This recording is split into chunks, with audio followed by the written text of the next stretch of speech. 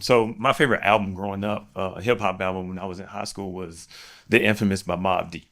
Loved it, loved it. Hmm. Hmm. Lyrically, I mean, it's violent, but I didn't grow up in that environment either. So even though I indulged in the music, that wasn't the world I lived in. But I think the most influential things in my life were a different world. It was the Mm. Cosby Show, Hmm. and so those were the things that were celebrated around me. And so I always saw an alternative. My uncles, I grew up in a military family, so there was always that. I had uncles that went to college, so there was always that. So the men around me gave me visually a different view of what manhood was. Where there's some, do we have relatives who are out in the streets? Everybody does. That's right. That's right. But I was shielded from that. When we were growing up, when there's grown folk doing grown folk stuff, you find someplace else to go and stuff like that.